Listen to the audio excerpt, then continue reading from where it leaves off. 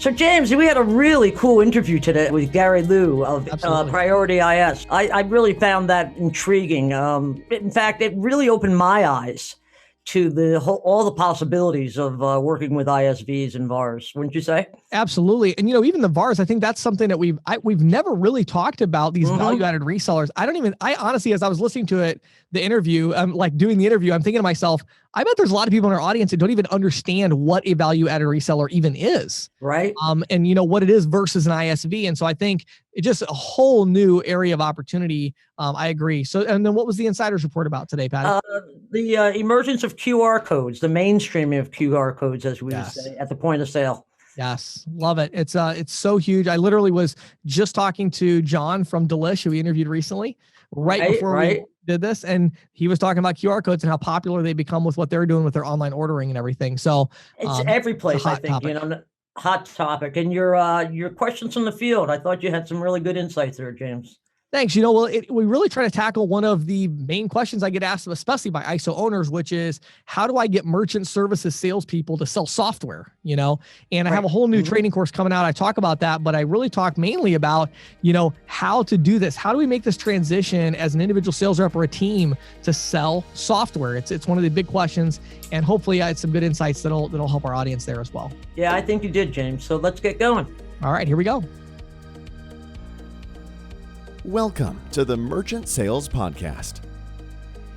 Hey everybody, Patti and I are here today with Gary Liu. Gary is the president at Priority IS. How you doing today, Gary? I'm doing great. How are you guys? Doing good. Doing good. Wonderful. Thank you. So I'm really excited about this conversation. Gary and I have known each other for a while, and Gary really, you have such an amazing ISO that's focused on these integrations with VARs and ISVs. And so we're going to talk about that today. But before we get there, Gary, I love your story about the industry and kind of how you got into it from the technology side. So if you wouldn't mind, share a little bit of your story and talk about how you ended up doing what you're doing now. Sure. Love to. Thanks. I appreciate it. So I'm a restaurant guy. I was in restaurant business in the 90s, and shortly out of college, 1998, my then business partner and I created a restaurant point of sale system for fun. Now, I don't know who does that kind of stuff for fun, but we did. That is a new one on me, I have to say, Gary. I mean, I know a lot of people got into this field accidentally, but nobody I know has developed a point of sale system for fun. Well, I tell you, I wasn't the smart guy. He's the guy that did all the software writing and the coding and all that. We decided to take it to market in 2002. And in 2002, between 2002 and 2009, we really grew the company. Headquartered in Atlanta, that's where I'm from. We had offices in Chicago, Charlotte, New York, and Taipei, Taiwan. Name of the company was called Hot Sauce POS, or the company's actually called Hot Sauce Technologies. The product Hot Sauce POS. Perfect name for that industry. Yeah, I love it. A lot of people complimented us on it. So yes.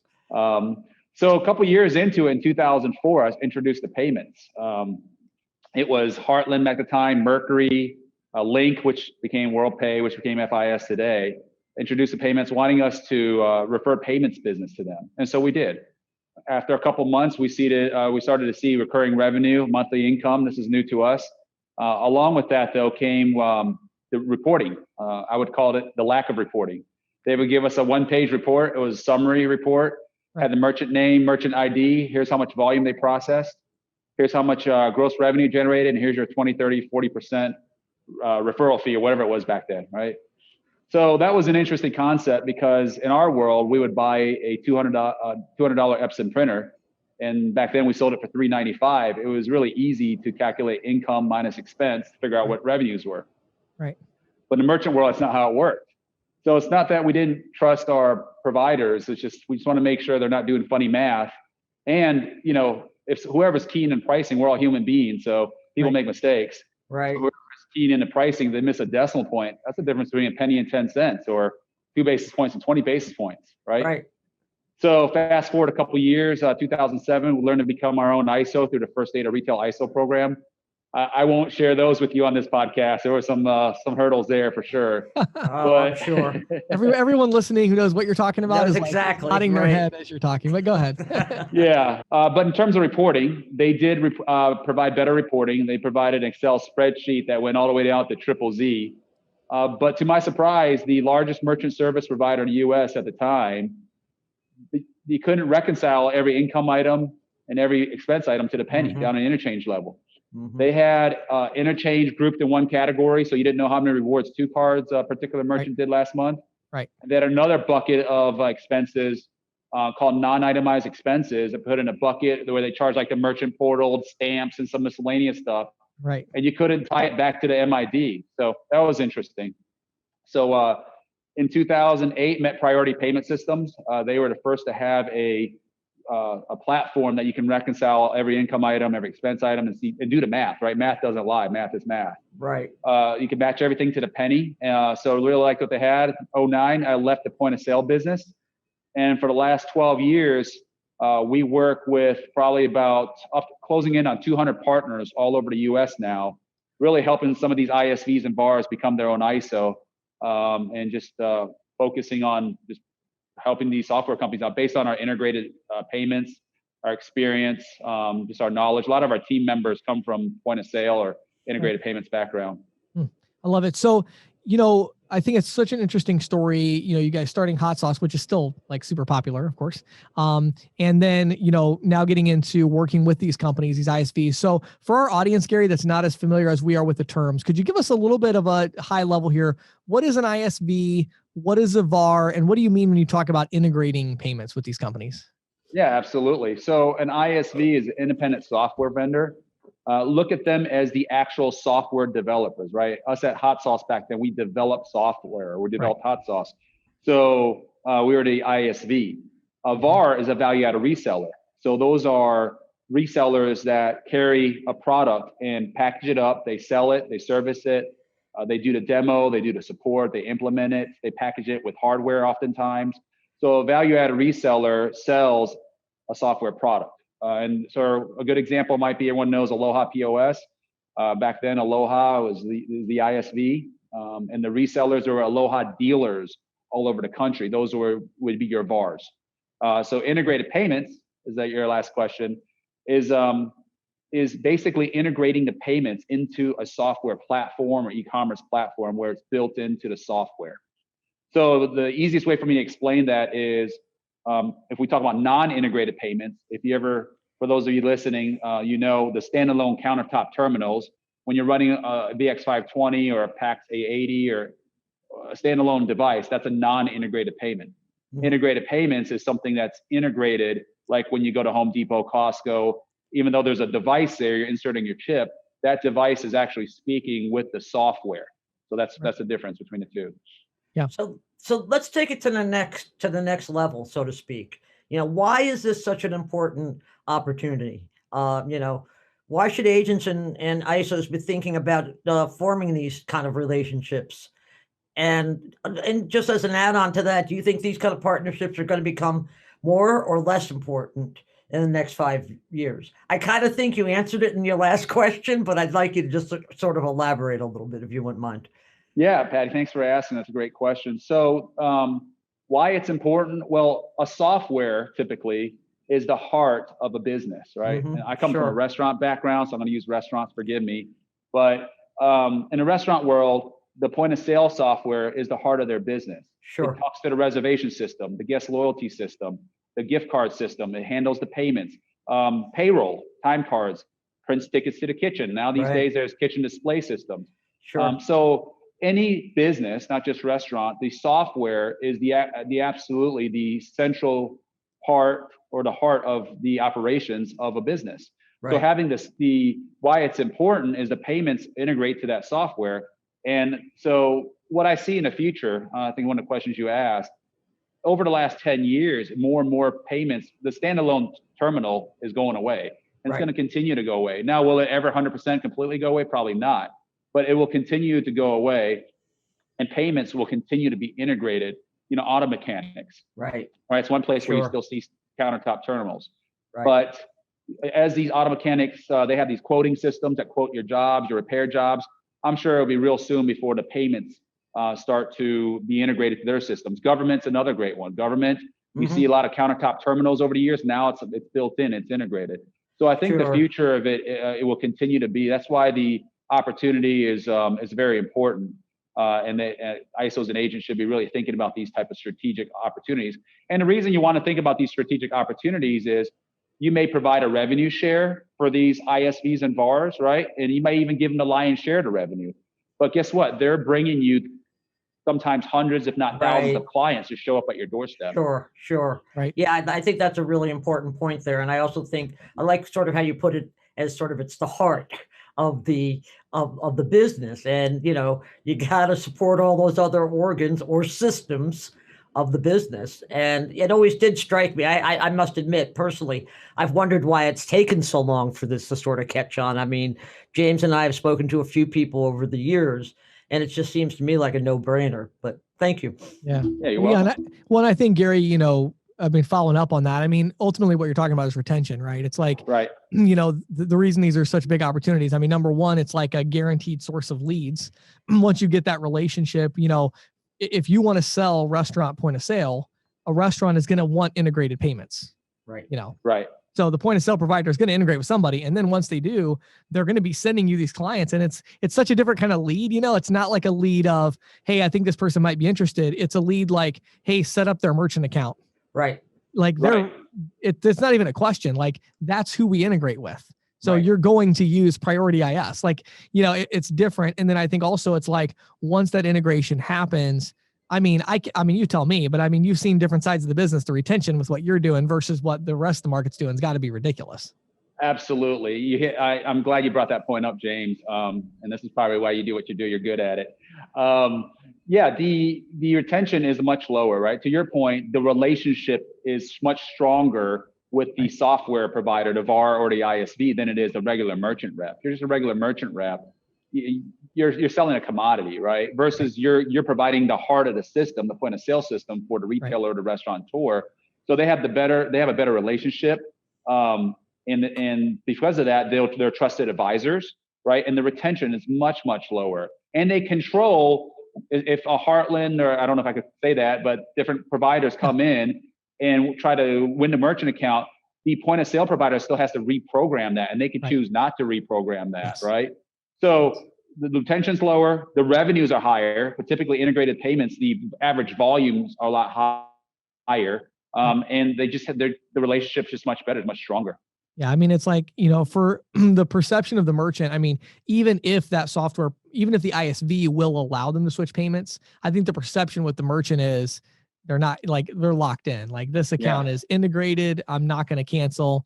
And so to me, those accounts are golden. And I'm definitely seeing, you know, a lot more of that today. So let's go to hot sauce. I want to kind of back up for just a minute. So sure. I love this story and how you started with hot sauce. In my opinion, Gary, I feel like the most successful businesses generally come from people experiencing something, having a pain point, and then they're like, I'll go build a business to solve my own pain point, basically. And it sounds like that's exactly what you did. So talk to me about that. When you had hot sauce, were there any pain points that you identified as an ISV that maybe then translated into things you wanted to fix? You mentioned reporting. Were there other things that kind of prompted you to do the Priority IS play? Yeah, absolutely. So when we first started, we integrated with third-party middlewares to process credit cards. It was IC Verify.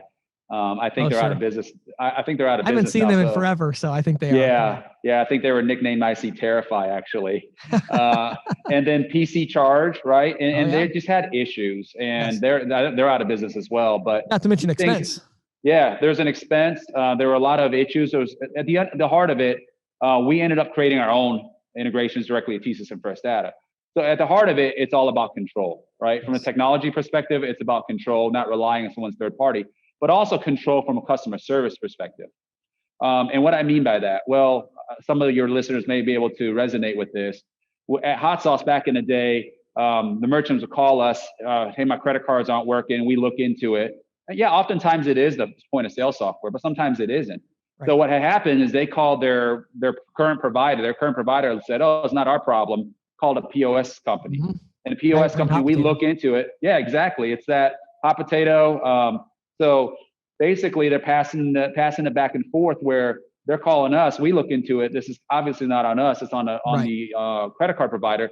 So here they are, middle of Friday night. They just want their credit cards to work. They're calling one provider. They're calling the next provider, and they just want to be able to take a credit card. right? So that's, I think, the big pain point. So what we learned is if we're the provider at Hot Sauce, and we were the provider, and we had control into the systems, and we could see everything, then unless there's some major network outage, which happens once every couple of years, where there's a major network outage, oftentimes we're able to have the tools to troubleshoot and figure that out. Yeah. So at Priority, how that translates today at Priority IS, we work with a lot of these ISVs and VARs, and we have our methodology with our service team. We preach this in the very beginning when they come work for us, is that we don't want to pass the buck, pass blame. We're going to quarterback or own the situation. All right, when a merchant calls in, and we will pick up the phone and call our partners, and we'll get on a conference call. We'll figure it out. So we're gonna basically triage the problem, quarterback the issue, and resolve it, and get the merchant back up and running. I love that it. was the pain.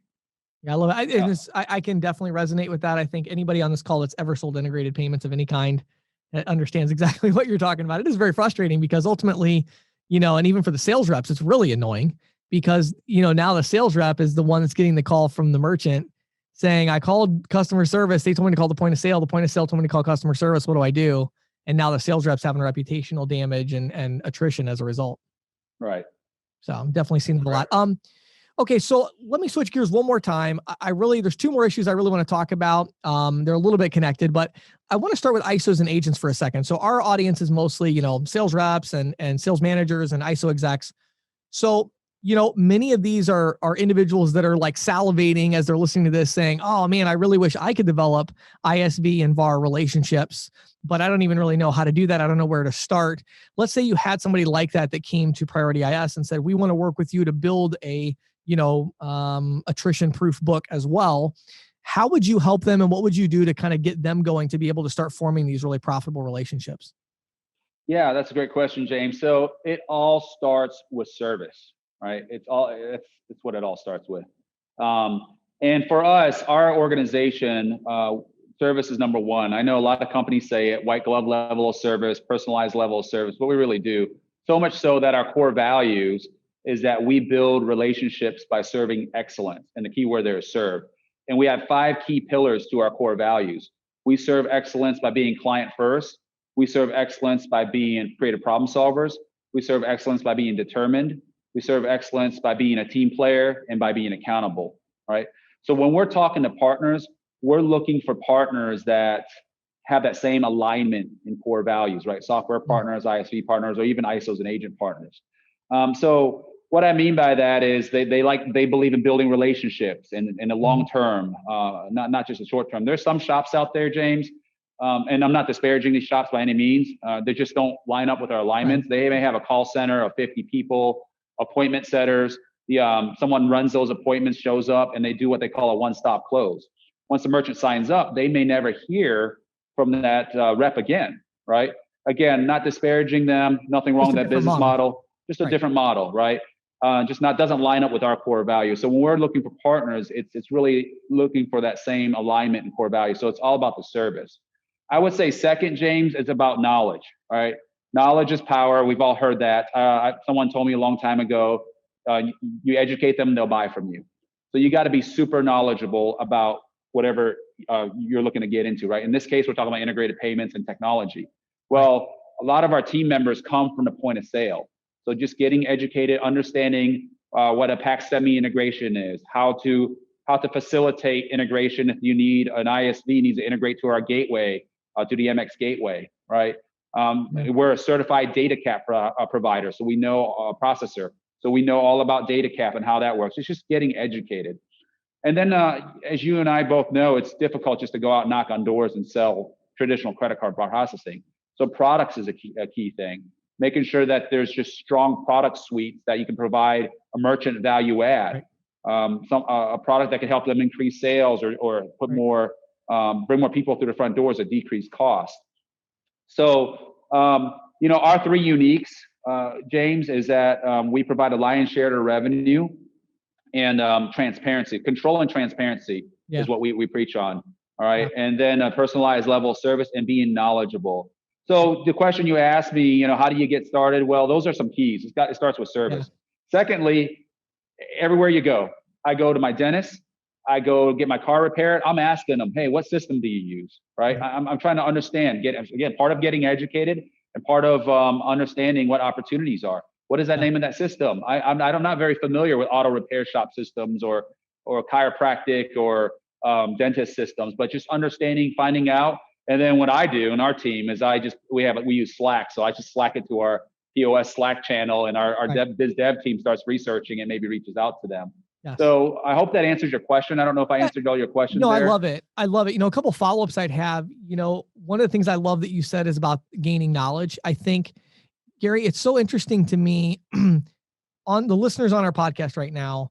It's interesting to me how what they've done is our industry is kind of, started to go towards like the lowest common denominator in a lot of ways when it comes to sales. And so the idea is, I've been selling merchant services. It's a simple sale. Like you mentioned, maybe the one-stop close. And what's happened is a lot of industry experienced reps have tried to double down on that. And like you said, there's nothing inherently wrong with that, but you need to understand that everybody else is doing that too. And so just by the nature of supply and demand, it's going to be more of an uphill battle to like go down this path of just selling credit card processing and even cash discounting, which right now we're going to talk about in a second. Even that without the ISV relationship, without the software, without the value add, that can be an uphill battle. And where I think there's a lot of white space and a lot of opportunity is these agents that have been in the industry, Gary, for 15 years, they know how to read a credit card processing statement. They understand what interchange is, but yet so many of them are scared to take the next step and learn what that semi-integration is and understand what a point of sale system needs to look like for a retail establishment. So I think, the first step, as you mentioned, it's really becoming the expert on some of these things and then getting the right partnerships like with Priority IS where, I would imagine you guys don't have a problem finding software that you can add value. You've got all these relationships with all these software companies. So I would imagine your ISOs and agents have a pretty significant suite of software to offer, right? Yeah, I think again, going back to knowledge, you're absolutely correct, James. When an ISO and agent calls us, because we do work with some ISOs and agents, they call us, say, hey, have you heard of this software? Or have you dealt with this software? Right. 9 times out of 10, we know exactly how to connect to it and get it up and running. Because I think you know this, James, one of the challenges as a sales agent or an ISO, you go out and work so hard to get an MPA signed and get it approved through underwriting. Right. Well, now you get approved through underwriting. Now you got to figure out how to work with that software provider to get it up and running. Right. And that's a huge challenge. And, a lot of these software providers, they don't want to switch because they're maybe getting residuals today from it's just a challenge that we've experienced and we have expertise in. Okay. So my last question here is probably the one I should have started with because it's the one I'm so interested in, but that's okay. Everybody knows I'm all about the cash discounting, but so I could not, of course, let you get off of this interview without talking about Wavepay, which is your cash discount solution. So I'd love for you to give us a little bit of an overview of Wavepay. Just give us most of our audience understands cash discounting, but what I'm really interested in is tell us how that's playing in the ISV and VAR world, because there are some technology changes that have to occur and some compliance things. So tell us about Wavepay a little bit and specifically maybe how it applies to ISVs and VARs and how that's going. Sure. Wavepay came about, again, solution-based selling. I didn't talk about it earlier, but being knowledgeable and finding a customer solution. Well, there was a missing solution out there for sales organizations, ISOs, and agents. So we designed and built Wavepay to be a solution that ISOs and agents can call their own. It could be Wavepay powered by James Shepherd's Merchant Services, right? Sure. And so Wavepay is a out-of-the-box solution. It's got we ship the package out. Got the terminals. It's got the signage, window clings, table tents, do's and don'ts, FAQs, but also it's technology. Wavepay has got an iOS and Android app, and those are really good for your folks that are on a go, like plumbers, electricians, or maybe if you want to do like a spring music festival and set up a vendor and you want to start selling things at a festival. So iOS, Android, phones, tablets. It's also technology for the PAX devices, the A920, A80, the Android series devices, the E series devices, right? So we've also got the Wavepay gateway for card not present. So things like virtual terminal, level 2, level 3 processing, invoicing, recurring payments, hosted payments page. Now, obviously, card not present, you don't call it cash discounting. We call it a service fee. But for those of you, I'm sure we've all bought concert tickets or sporting event tickets from StubHub or Ticketmaster, and they charge a service fee or technology fee. It's the same concept. So the Wavepay, we built it really easy, and so it's just a program we built that folks can call it their own, right? And so The other interesting thing is some of these programs out there, they give you a lower Schedule A, lower rev share split, potentially 2 cents higher or 3 basis point higher to do cash discounting. Right. What we do for our Wavepay program is we provide the same Schedule A. Doesn't matter if it's cash discounting or if it's traditional processing. Sure. So how it integrates to point of sale, Wavepay itself doesn't necessarily integrate the point of sale. The package can be packaged with point of sale. Right. But the way it works in point of sale, a lot of these point of sale systems have cash discounting built in now. It's been happening over the last few years. Right. It's really the cash discounting is really a function of the point of sale and how it's designed. Right. My favorite design, and any ISVs, or any ISVs are listening, feel free to reach out to me and I can help you design it. But my favorite design is when the receipt or the customer facing display has the subtotal, the tax, the non-cash adjustment, and then the total in big font. And then right below that, maybe a little bit smaller font that has cash option or cash price, right? That's my favorite one. It's transparent to the consumer. It's clear. Yeah. And then now when they pay with a credit card slip and the credit card slip comes out, it only has one total. It has the larger total with the non-cash adjustment. So there's no questions about that. So it's really a function of how the point of sale company has designed the functionality and how things flow.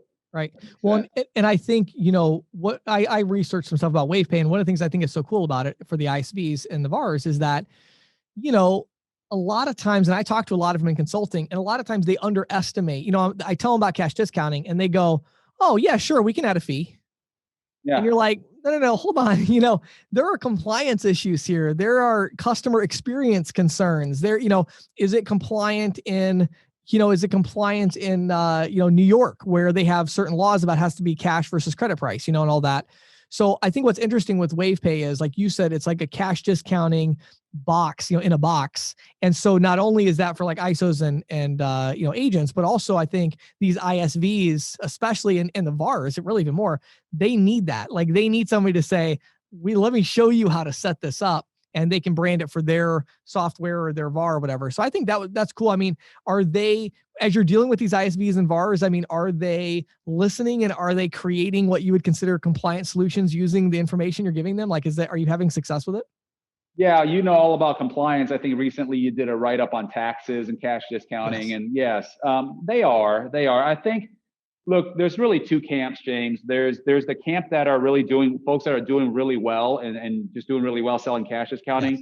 And there's another camp that's just not too sure. And the reason they're not too sure is because they think it's bad for the consumer, or this merchant does a lot of repeat customer. And that's really not true. That's a false misconception, if you will. Right. The key to this program is really training. And that's the piece I haven't talked about Wavepay yet, is making sure that the training, the staff, the employee merchant, training. You're right. Exactly.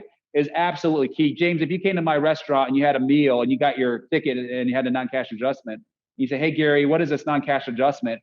And my answer to you is, oh, that's just our new fee we're charging you to pay with credit cards. How does that make you feel as a consumer? Right. Exactly. Now you want to leave. Right. Versus, hey, James, thanks for asking.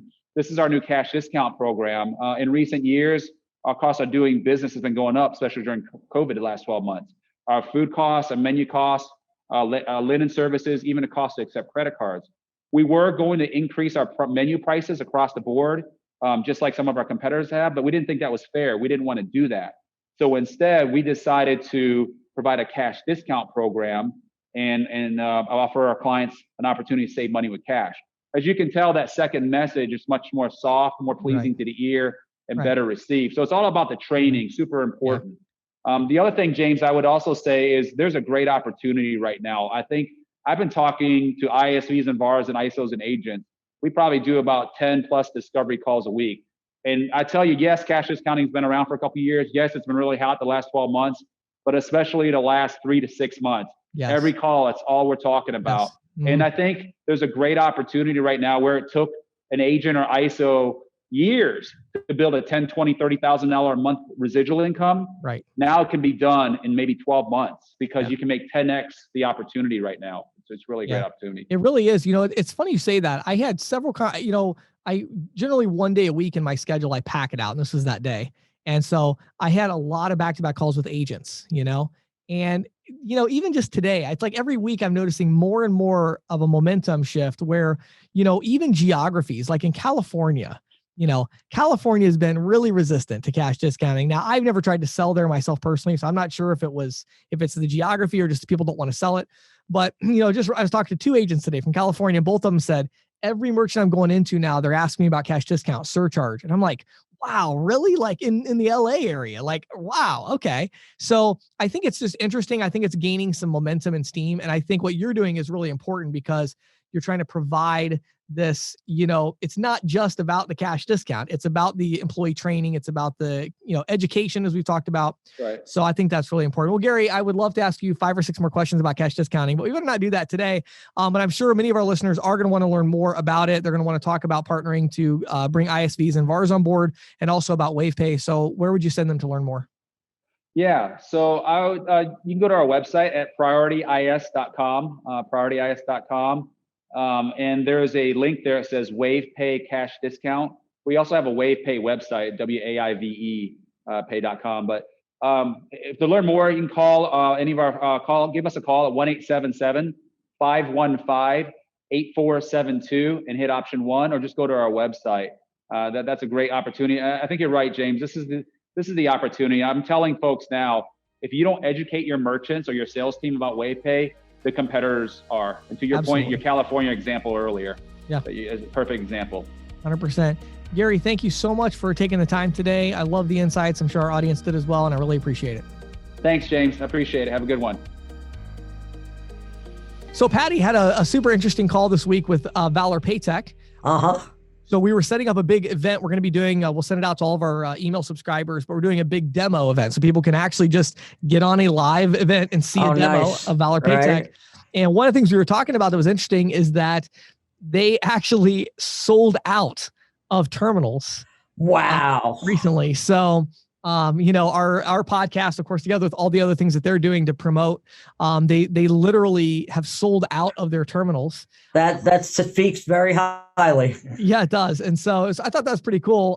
Obviously they're getting a lot more in and they have a big bulk order coming in, but it was super interesting to me talking to them because they said, literally all the terminals they had coming in on the next order were already sold out to their existing client base.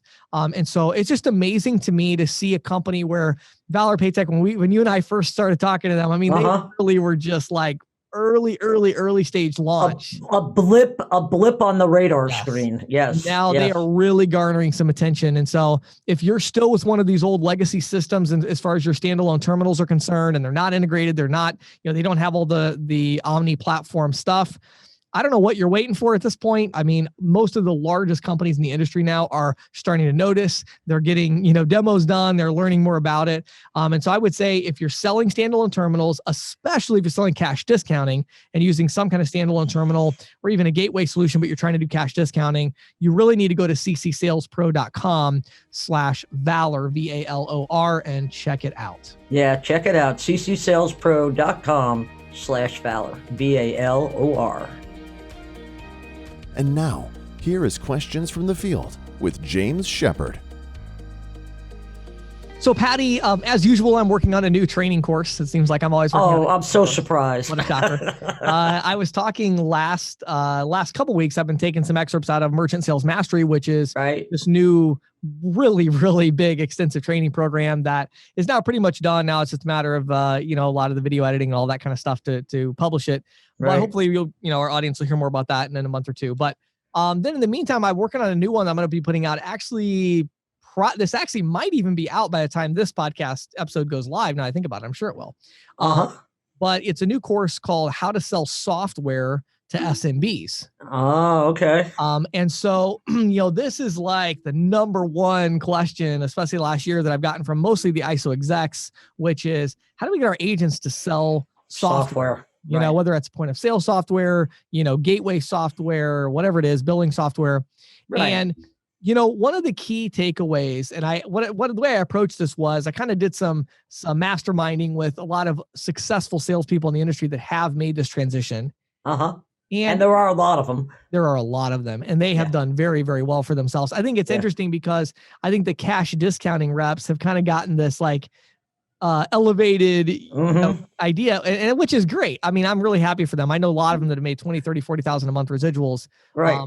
But there are other refs that are making just as much, if not more. And it's actually a lot more secure, to be honest with you, because they're all these point of sale deals. They've done a lot of cash discounting with it, but they're selling point of sale. And so I had this one big takeaway from these conversations and from creating this training that I wanted to share with our audience today. And that is this. It is roughly, I had this idea in my mind of like, why can't we get these agents to sell software? I mean, really, why? Yeah. I mean, we have all these thousands of agents that listen to our podcast every week. Why aren't you listening right now? Why aren't you selling software? I mean, really, Right. And the reason I've come to realize is that the reason is because you sell payment processing. Right. And that's the reason. So it's because you're selling a service, not a product. No, because you're selling something different. It's the same reason. Just because it's different. I see what you're saying. It's the same reason that a car salesman is not doing a good job of selling houses as a realtor. Right. Or insurance. Right. Because it's a car salesman. Right. And so it sounds so simple, but what's happening in our industry is all of these executives and even the agents I talk to, the thing they're trying to figure out is how do I sell software while simultaneously continuing to do exactly what I've been doing all along? And the answer is you don't. Right. When you try to do that, you will fail. It just doesn't work. Yeah. And so what is the solution? Well, this is where it really was interesting to me. So then I started, it's like, as I was understanding this, I'm like, well, wait a second, then what does that mean? Because good night, I got to stop selling credit card processing in order to sell software. Well, how am I going to do that? I this is more my income. So how do I help people transition? And what I realized is selling software has become way too generalized. I don't know how to teach you to sell software. I can teach you how to sell appointment scheduling to hair salons. I could teach you to sell, delivery options to pizza shops. But I don't know how to teach you to sell software because that could mean anything, right? Sure. And so what I found is in our industry, we have this misconception where we've come to equate selling credit card processing. It's like, that's about the same as selling software. They're about the same in terms of complexity, and that's totally incorrect. Selling credit card processing is just about as difficult as selling one type of software with a specific feature focus. Those two things are about the same. So a salesperson would say, James, I want to transition to selling software. What do I do? Here's my answer to you. Okay. Continue spending half your day selling credit card processing, or, some portion of your day selling credit card processing. Recognize that selling credit card processing is different than selling software. So you're probably not going to sell any software during that period of time. You can try, right, but the main thing is sell the credit card processing. Like that's what you're trying to sell that. Then you need to dedicate a portion of your schedule, at least 20, 30% of your time, depending on how much you want to dedicate, to figure out how to sell one type of software to one vertical for one purpose. Okay. And if you do this, then you can make the transition. So what will happen is this, you say, well, James, I am so good at selling, cash discounting with a $59 a month terminal rental. I can go in and do a one-call close on that. I'm so good at it. I don't want to sell software because it's way too complicated. Well, here's the truth. Actually, if you partner with the right software company and this training, I'll do a little plug. In this training, I'm sponsoring by Zuza, which I think is an amazing company. They do the installation for you and all of that, which I think is great. So if that's what you're going to do, you're going to have a good company behind you. You can absolutely get to a point where you can be just as good at selling, again, appointment setting software for hair salons. So, use Zuza as an example here. They have a scheduling software, right? You can go in and sell hair salons on the idea of putting this point of sale system in place. Now, here's what's interesting though. Just like there were all these little quirks when you started selling cash discounting, objections you hadn't thought of, rebuttals that you had to design, the approach you're going to use, the value proposition, who you're targeting, right? Like all of those little idiosyncrasies come into play when we're selling software, just like when we're selling credit card processing. So you have to take a percentage of your schedule to dedicate. And the way to make this transition is very simple because everybody in the industry already knows if you can sell software and payment processing integrated, you win. Right. So how do we make the transition? And the way to do it is dedicate a certain amount of your schedule so that whenever you go to a hair salon, you are the indisputable expert on selling hair salon software. Okay. Right. It might take you 6 months to get good at that, literally, and that's okay. Understand you're not going to do amazing the first week or 2 or 3. It's going to take you a little while, just like it did with credit card processing when you started. But then once you feel like, okay, I've conquered that. So I'm spending 20% of my time on hair salons, 80% on everybody else selling regular credit card processing. Now take another 20, 30% of your time and now go after somebody else with a similar software play, but it's slightly different. Right. Pick another vertical. When you're done with that in a year, then you do another 20, 30%. Next thing you know, you're up there 2 years down the road and you've got 4 or 5 verticals that you specialize in. You're getting referrals. You're targeting them with advertising. You have appointment schedulers calling for you. You are a machine and you're doing fantastic, and everything is integrated because you got good at selling, not software, but you got good at selling one type of software to one vertical with one feature focus. And you do those one at a time, get good at them. But the most important takeaway, Patti, from the training and the conversations I had was, if you want yourself or your sales team to make the shift, it is never going to happen if you say, keep selling credit card processing the way you are. Let's see if we can figure out how to add software to that. That's like saying this is exactly what that is. Think about this for a second. You say, well, the payments are integrated. That's like me saying to a car salesman, when you're selling the car, try to also sell them a house, because the car is going to go in the garage. Go in the garage. And it's like, what? No, right. That's never going to happen. Now, can I be a realtor in the evening and show people houses and sell cars during the day? Sure. Absolutely. Right? Sure. Is there going to be some crossover? Am I going to meet somebody that I sell a house to that wants a new car? Wants a car, or vice versa? Yes. But is that where the bulk of the production is going to come from? No, it's not. The bulk of the production is going to come from my intense focus on my ability, my skill, my prospecting of selling cars, and then doing the same thing when I'm selling houses, but really not mixing the two up very much. Well, what about this? And I mean, and maybe you're inferring this and I'm missing out on it. But, obviously there's a lot of agents out there that specialize in selling card processing to verticals. Yes. So are those the verticals that you first go after? Absolutely. Yes, of course. It's like if you have any kind of, and like I said, even like after you've gotten good at one type of software focus, don't go to like some totally different thing. Try to see, is there an adjacent industry? Right. Or so maybe you're even maybe using manicurists next to salons. Exactly. Maybe you're using the same software, but slightly different features. Mm-hmm, so in the case of Zuza, they have all the different features, things that you can, flip on and off. Right. So sure. You're just using some other, part of it, but it's a different value proposition, but it's the same software. So that's ideal. So that eventually you just become this incredible expert. But I think the one thing that I think confuses our industry about software sales is that they love this idea of payment processing, where it's like anybody needs to accept payments. And so you just sell everybody that you see. Right. And that's been such a nice thing for us. Sure. That we've really struggled to, whether it's as an individual rep or as talking to our sales teams, we are not good at targeting at all. We don't even know what that means. Targeting to us is like when you walk down the street, don't go to Walmart. That's your targeting. It's like, right. You got to go to software. Or just the fact that you walk down the street and hit every store, right? Exactly. Yes. Yeah. And so I think, if you want to make the transition and, you really want to go for it, that's great. But if you want to keep production up, you just have to put a certain percentage of your time. And it could literally even be one day a week. A lot of reps I'm talking to are doing that, where when they started, they're like, Tuesday was software day for me. Every Tuesday, the only thing I did was I went to hair salons or I went to pizza shops or whatever. And I pitched this particular point of sale solution and this feature. And I learned how to sell it that way. And then Monday, Wednesday, Thursday, Friday, I was just selling credit card processing, walking down the street like I always did. And I was still able to get my sales in, and, but I was starting to learn the software as I got better at it. Then, Tuesday was my prospecting day for pizza shops. Wednesday became my prospecting day for other quick service restaurants, and so you kind of get the idea there. Yeah, that's really good advice, James. Thanks. This is the Insider's Report with Patti Murphy.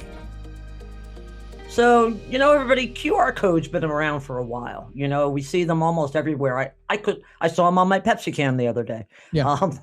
I think it's looking like QR codes are the next big wave at the point of sale.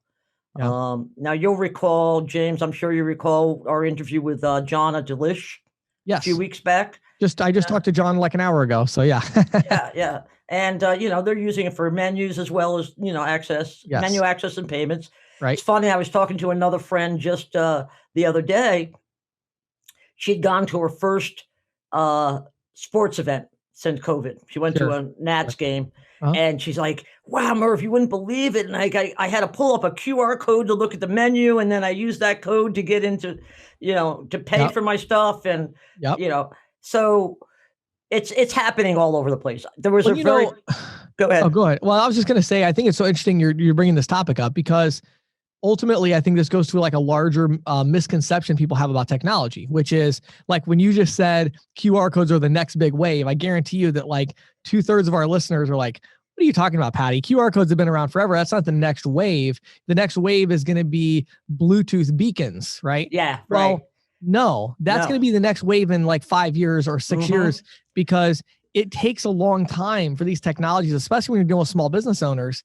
It takes a long time for these technologies to catch on to the point where people are like, everybody is comfortable with QR codes. Consumers are comfortable with them. Business owners are comfortable with them. Now you see the wave of QR codes, and it's like 7 years in the making. It was. Technology works. Right. I mean, I remember, 7, 8 years ago, people telling me, oh, we have this great QR codes thing, or wasn't that the same with Starbucks, I believe, Yeah, but it wasn't trickling down. And that's what I mean by the wave, it's sort of like a pipeline, I guess, is better than a wave. Okay. I think I agree with you. I think it will be a wave. And I think it's just that, it took a long time to get to the point where it could be a wave. And I think now the adoption rate is at a point where people are comfortable with it. And now we're seeing a lot of the bigger companies, like you mentioned some, we're seeing a lot of these bigger companies going after the QR codes now. Yeah. And, in fact, I just wrote a piece for the Green Sheet recently about how PaySafe has a solution that uses QR codes to support online pay with cash applications. And I was talking to somebody about this and noted that several years ago, people tried to do these pay by cash online, but the technology, it was too clunky. You had to, print out a voucher and take it to the 7-Eleven or whatever, and exchange cash. This is a little bit. It's a little smoother because you get a QR code sent to your mobile device. Right. You take that to the retail location. Pay the money, pick up your stuff. And they, PaySafe is working with about 70,000 retail locations to do this. It's a big play for the underserved or unbanked, right? Yes, for sure. Walgreens, Family Dollar, CVS, those are the companies they're doing it with. Okay. And then most recently, I saw this news that came out of Fiserv, which really piqued my interest. They're going to support QR codes through the PayPal and Venmo mobile apps for Clover POS devices.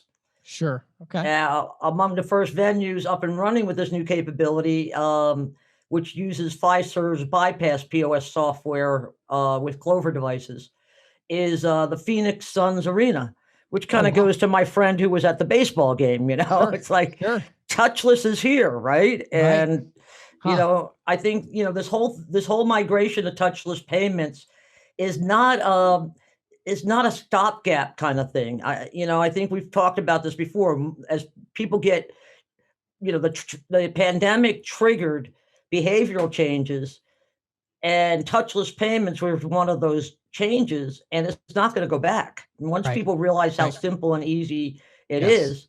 Yes. And I think the arrangement between Fiserv and PayPal speaks to that. And it also creates a potentially expansive footprint for QR-based mobile wallet payments.